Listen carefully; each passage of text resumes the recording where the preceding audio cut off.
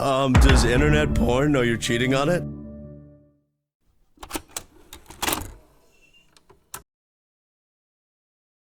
Hey everyone, how's it going today? Today we're doing something a little bit different. Usually I do reactions and such, but today we're just going to check out a few news articles followed by one reaction afterwards. I got 4 lined up here, 2 by Pirates and Princesses, and 2 by That Park Place. And Pirates and Princesses, for those that don't know, they run a YouTube channel called Clownfish TV. Haven't had the pleasure yet of reacting to any of their content, but eventually I'll get around to them. For right now, we're just going to grab a couple articles off their website, and let's see how things go. All right, this first one that I saw definitely grabbed my attention, not just because of my channel and my love for VHS, but Alien Romulus is getting a VHS release. When's the last movie where we had even a special edition release of a VHS tape? I can't even think of that. For the film itself, for those who haven't seen, it's kind of a mixed bag. I think it did pretty well at the box office. Me personally, wasn't too much of a fan. First half was great, but the second half, they just had to tie it into Prometheus and the whole black goo. You know, very, very small spoiler there, but if you didn't like that about the previous 2 Alien movies, now this tried to bridge the gap a little bit too hard, and it, in my opinion, fell flat on its face in the second half. But this is still very interesting news, so it looks like, let's see. Alien Romulus released this past August to become a massive success, both critically and financially. The film earned $350.7 million on an $80 million budget.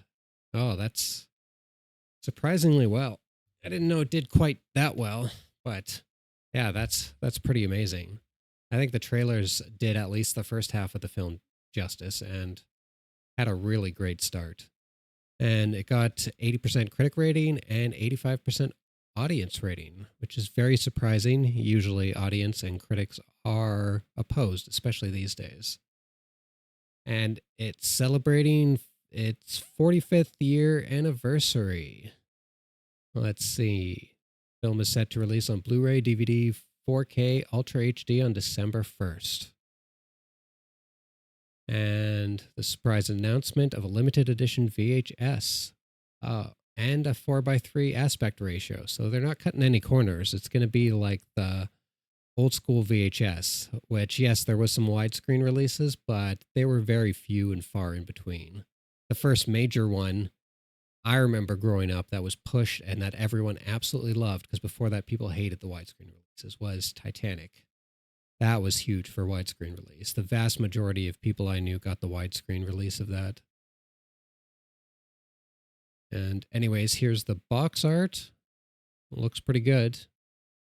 I wish the movie fully reflected that, but, you know, to each their own. I'm sure there's a lot of people out there who love it through and through, but I just can't get over the black goo. It's absolutely horrendous. I hate that storyline so much.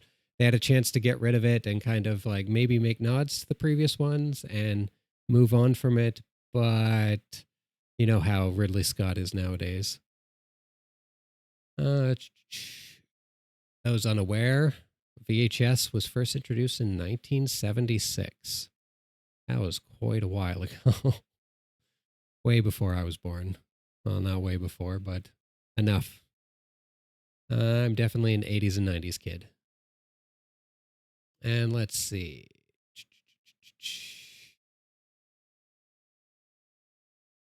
The format did eventually fade in popularity after the introduction of the DVD and was eventually discontinued in 2006. I did not think it lasted that long. I thought for sure VHS, the last ones came out around 2001, 2002 or so, but 2006, that's crazy. Format is seen as a collectible, like music on vinyl records. Some fans even convert newer films onto tape for fun. Yeah, that's true. A lot of nostalgia there. But generally, you don't see it from corporations. Usually it is definitely a fan thing. or they'll take like a DVD or Blu-ray release and basically put like the old film grain on it to make it look like a VHS release. Feels appropriate given its format. Currently unknown how many copies will be available and how much the item will cost. Probably a pretty penny, and it's going to be a limited run and it's going to sell out, but that's how they always do these things. They make it kind of like a FOMO. They'll only print just enough so that there's a lot of people wanting it, but not everyone can get it. Nintendo especially is really bad for doing things like that.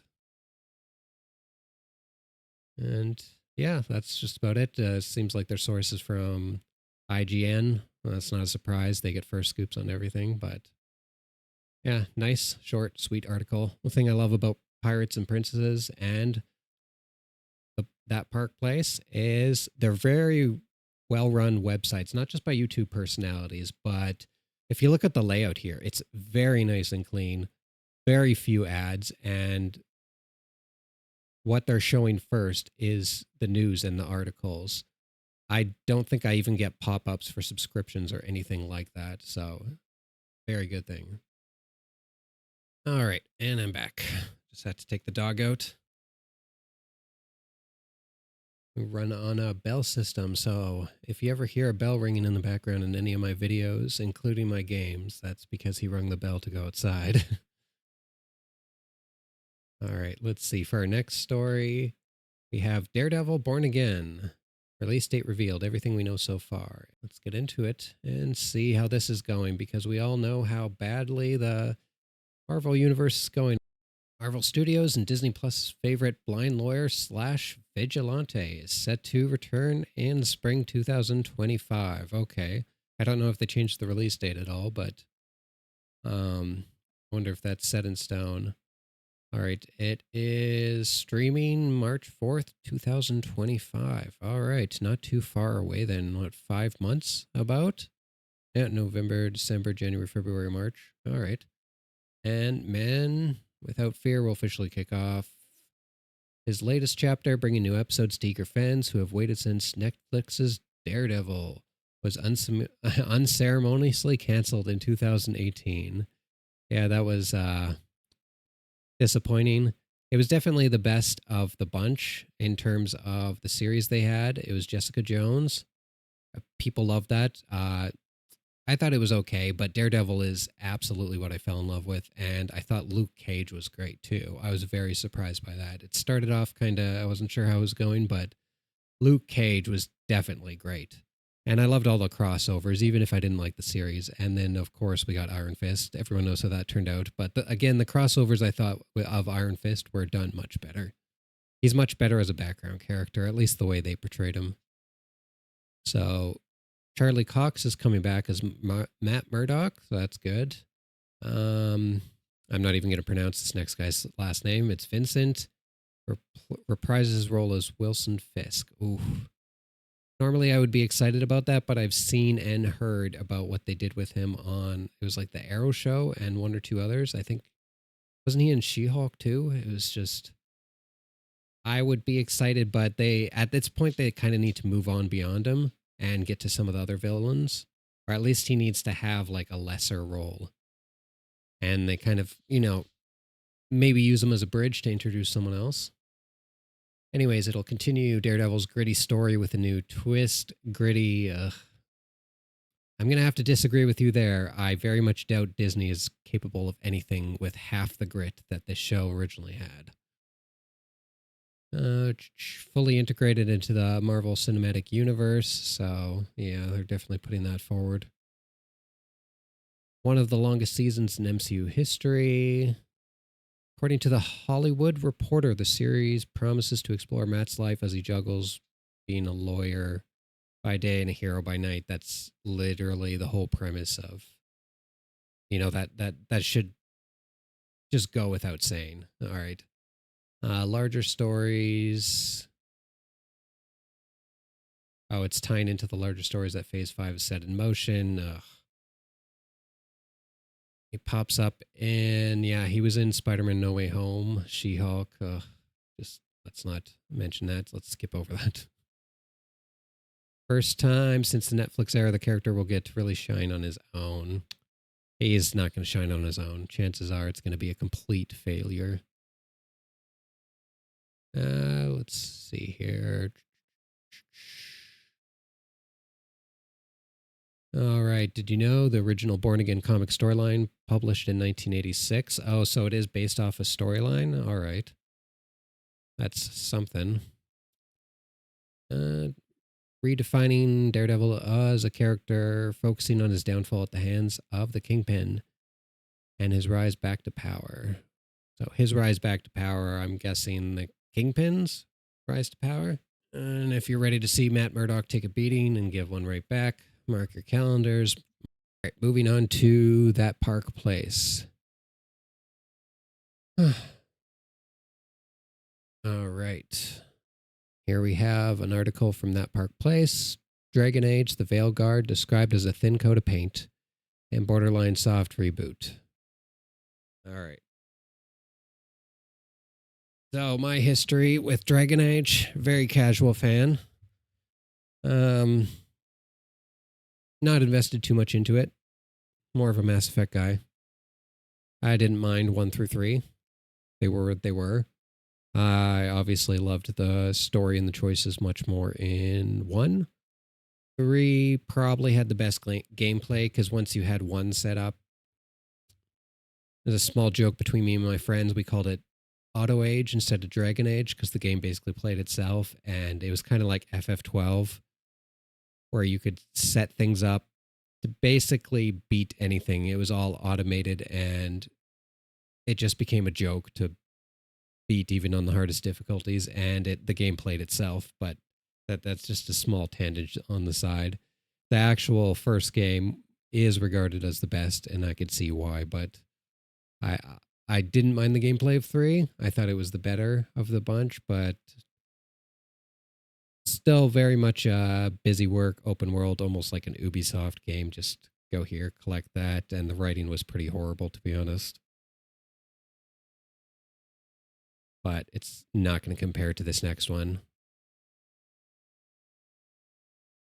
All right, YouTuber Neon Knight claims to have played over 7 hours of Dragon Age Veilguard. Described the game as a thin coat of paint. In a recent upload to YouTube, Neon Knight said, so with Dragon Age Veilguard, there have been a lot of attempts, in my opinion, to convince the general public that this game is something that it really isn't, to convince you to reject the evidence of your eyes and ears, what you've been seeing in trailers and previews, and believe that Dragon Age DNA in Veilguard, specifically its gameplay, is anything more than a very thin coat of paint. Yeah, it looks like it's dumbed down so much, but they reworked the game so many times, and they probably reused a lot of old assets from old builds. It's just no one's surprised, especially with, as you can see from this picture, if you've ever seen other news about it, it does not look good. It's a failure on so many fronts. Anyways, he continued, and as someone who played the game for about 7 hours a few weeks ago, well, I guess my thesis statement here is that it isn't.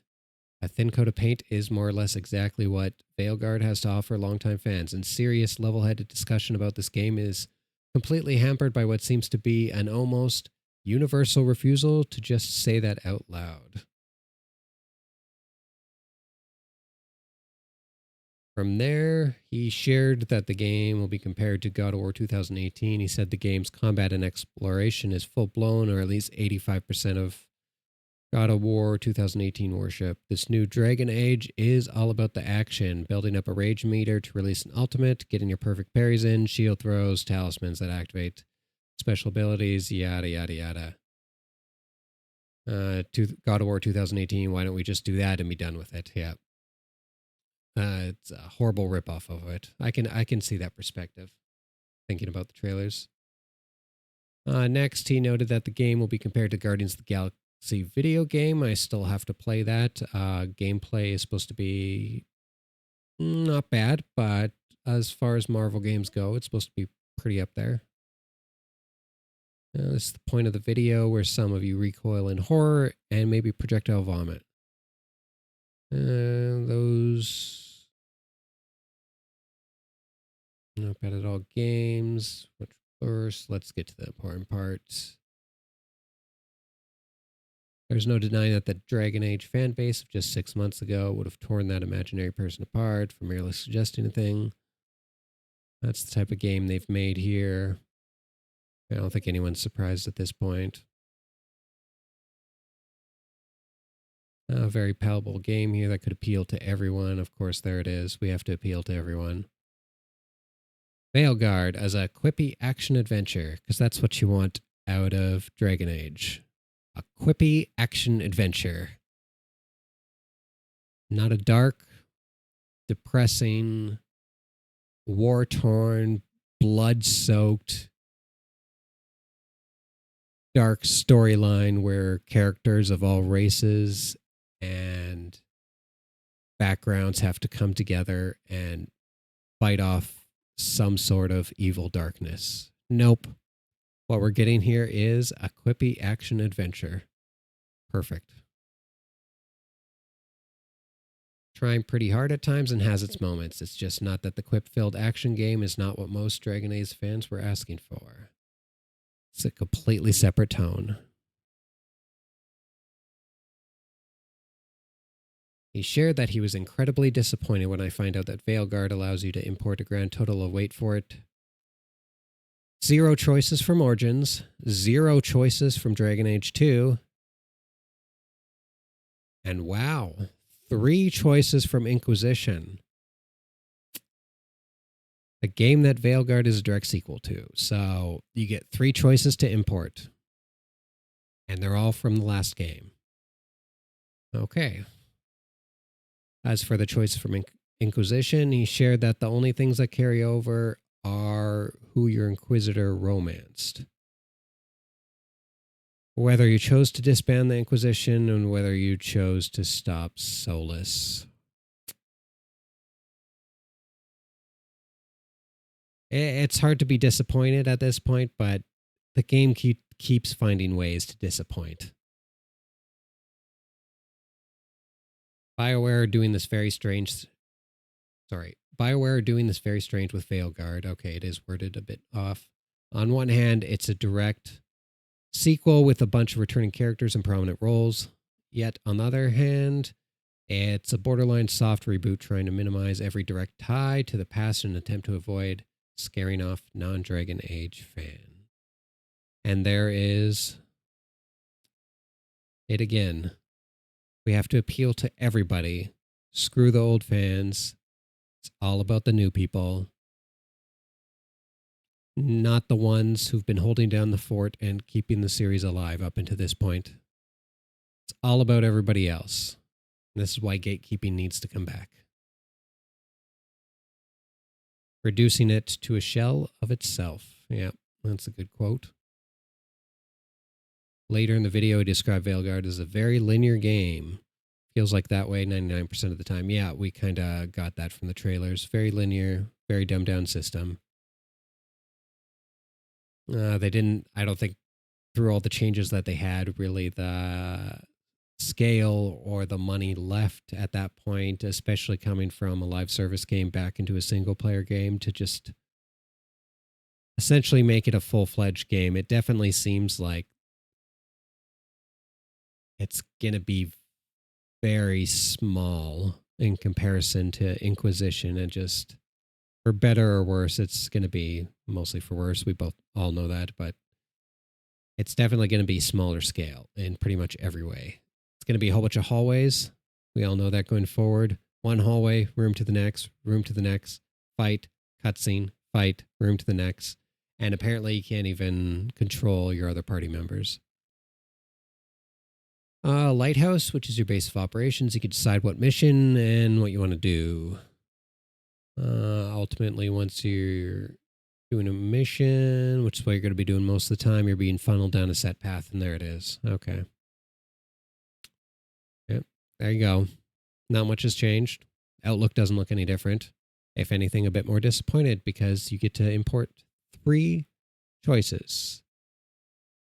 What is the series now? Over a decade old? And the only thing that's important in this next game is three measly choices, one of them being your romantic partner. If you make entertainment and or culture, what you're really selling is time. I just thought that this was a interesting piece, especially to end on. It's not particularly about one thing or another, just a general overview about the state of things, video games, movies, whatnot. All right, let's start this. We here at That Park Place and our associated channels deal with popular culture and entertainment, and thus inevitably with the worlds of commerce, politics, and the games people play to create, produce, and market the games people play as well. But lost too often in the talks of cultural values, business skullduggery, personalities, passions, and propaganda. And this goes for books, movies, gaming, streaming, art, all of it is consideration of what I know to be the underlying, if often ignored, issue of time.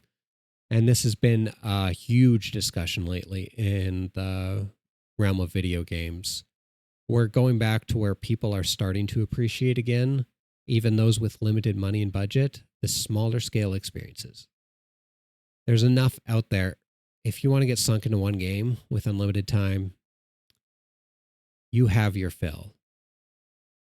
Every game does not need to be 100 to 1,000 hour gameplay amusement park.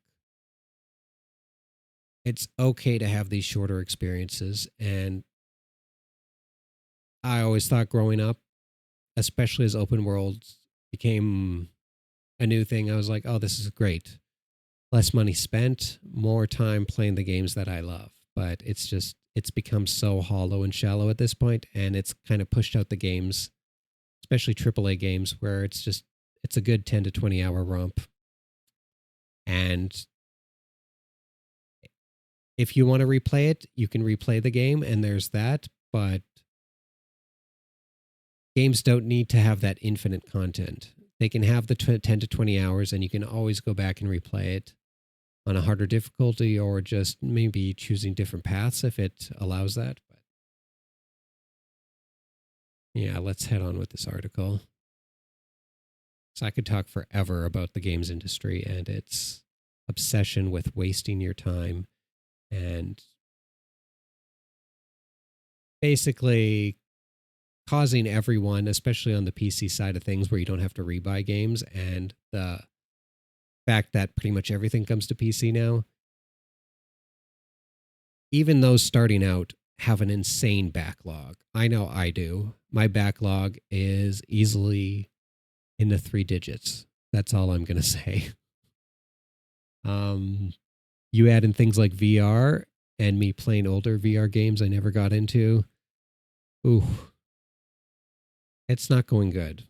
I'm right now in the middle of streaming Metaphor and also creating content for the new Batman VR games, and that's going great. Metaphor is a huge game, and it works for what it is, and I'm glad, but I am having fun with both games. And they're definitely great. But yeah, at this point, I am done with all the live service games. I don't think I'll ever cover them on my channel. Maybe I'll talk about news, but I can't get into those games anymore. I have so many great games that I want to play and go through that and Batman, the new game, feels like the perfect length for me. I heard it's between 10 to 15 hours. I tend to 100% complete it, put it on my channel, and it's just, once I'm done with it, I'm going to be done with it. And maybe I'll come back to it just like I have the other Arkham games. And compared to a game that takes like 100 plus hours, if you count all the time that I've replayed the old Arkham games, specifically Asylum, City, and Night, they would be equivalent to other games like recent Assassin's Creed games that have hundreds of hours in them. And all those hours in the Batman games are way higher quality and better time spent than any of the Assassin's Creed games, especially from the last 5 to 10 years. Anyways, let's continue. Sorry about that. Just my little tangent about time sinks and video games. Maybe we'll get into that later on another video or reacting to another video. As an unofficial Time Lord, or at least old timer hereabouts, I'd like to call your attention to that vital but mostly unheralded factor and what it means to everything else. You might be surprised to find out just how essential the issue of time and the consumer's commitment of it really is. And especially if you're a gamer these days and everything coming to TV and binge watching, you add that all together. And of course, people working full time. Maybe they have other obligations like family. For me, taking care of a dog. And I do have a fiance and in the middle of moving out. So my life's pretty busy. I don't have time for this shit. I'll watch reviews of stuff. Most of the stuff's forgettable nowadays, but I'm happy where I am. I do not need any of these big time sinks, especially live service games or all these subscription services. I'm good. You might be surprised to find out just how essential the issue of time and the consumer's commitment of it really is. Because whenever you choose to spend to purchase the various delivery systems of culture and entertainment, it isn't just them selling their versions to you, but also you are selling your vital and irreplaceable time and attention span to them. So maybe we need to look at things from a seller's point of view, not just a consumer. And yet that's one of the points that may get into. There's a difference between consumer and customer. We need to get back to the day of being customers, not just consumers. Much better when it was that way.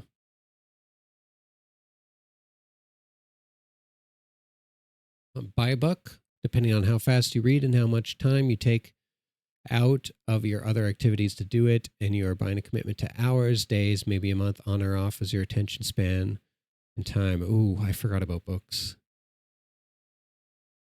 I have a lot to catch up on in terms of books. The amount of backlog I have in Steam, VR, and books could easily last me the next 10 to 15 years if nothing new came out. I would be perfectly happy and content with what I have now. There's a few things I'm excited for in the future, especially in the VR space. The AAA ball is rolling harder and harder, and it's picking up speed. The new Aliens game, and beside Aliens, what was it? There's another huge VR game that's coming out soon, because we just had Batman. Oh, it's bugging me. I can't think of it, but besides Aliens, there was another huge one after Batman. It's going to be amazing. All right, let's see. Where do we leave off? That's quite a bargain if you measure minute versus price. And as I've recently revealed in doing, now that I get this, when you stop in the midst and say, nope, next, and delete it from your Kindle for failure to measure up and be worth any more time. Do lots of people have Kindles? I know it's pretty big. Me personally, I still buy hardcover books. Well, not hardcover book, but like physical books. Some stuff in hardcover, generally not novels. Everything else, digital. I've been in the digital space a long time, and PC gamers, if you're used to PC gaming, we moved into the digital space way before anything else did. Movie ticket, 2 hours or so, plus popcorn, parking, theme park. All of that's a waste of time just because of the amount of time and money you spend, especially movie tickets or theaters. Those, not worth the price anymore. And it's not a quality experience anymore either. Computer game, could be days or later versions deal, maybe months, years, decades, yeah. And a franchise of any of these or the brand above that, if it is good and matches your tastes as they both brand and you evolve over time, could be the rest of your life, yeah. If we add in TV, movies, and other things that I need to catch up on, we're looking at least, I think I'd be set for the next couple decades. And that's not, of course, after those couple decades go past.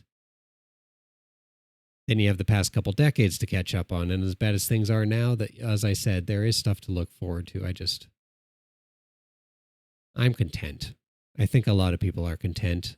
hence looking for shorter experiences. Yes, it's good to be excited for something new coming out, being part of the hype culture, even in some cases. But I think we're starting to come back to that point where people just want quality over quantity.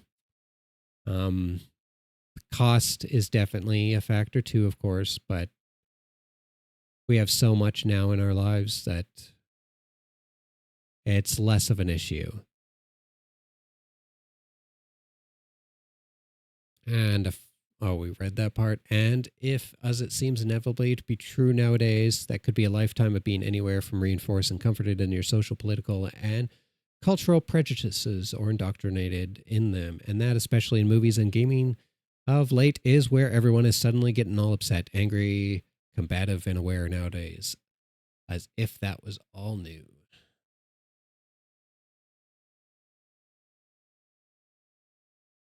Cultural values have always been a part of every such creation, going back to cave paintings. Yep. They sell the community's value, tell us what heroes are and to emulate them, what villains are and to shun them. And even the simplest fairy tale is a lesson of how to live a virtuous life. The fact that today's gleeful and shrill propagandists think that our time tested values suck is their issue, not ours. Definitely true. And they're in the vast minority.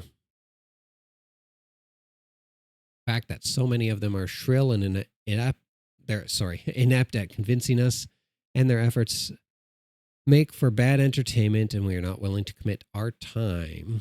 It's just the market sorting itself out. Yep, it's definitely correcting. Thankfully, it's getting better.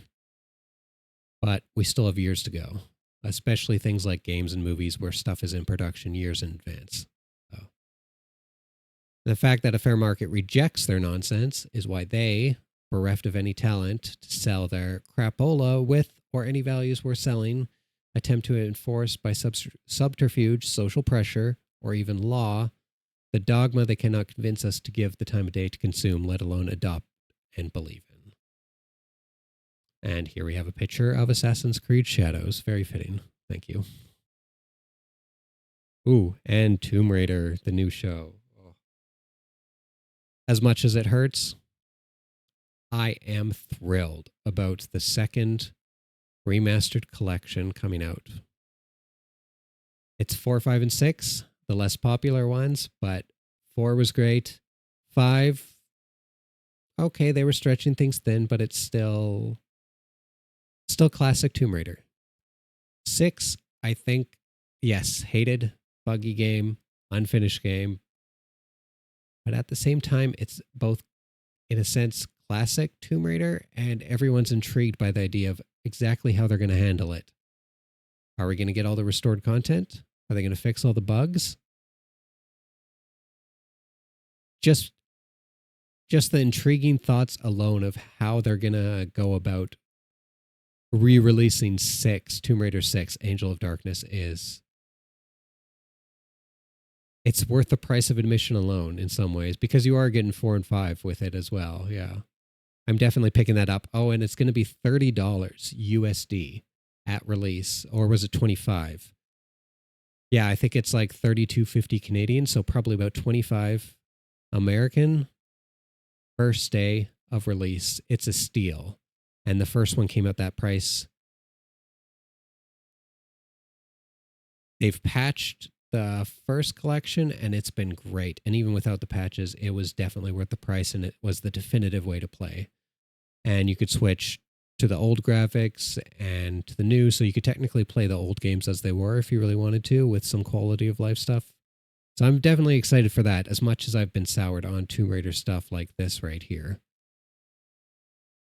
But remember, creators, you are selling people a commitment to spend time with you, and that commitment may be more difficult to sell, even if not overtly announced as included in the monetary price. Fail to realize that and fail to sell, period. As consumers who pay or don't for these things, and as a market in which they financially rise or fall, you have to realize just how expensive in time and attention the real price tag for these things can become, and it's more discerning consumer because of it. And yeah, with the rise of the internet and all these, like gaming becoming more big, subscription services, like I mentioned, and games as a service being so huge. The competition for time is everything now. And we're in a market that demands more quality than has ever needed to show. But these companies are putting out less quality than they ever have.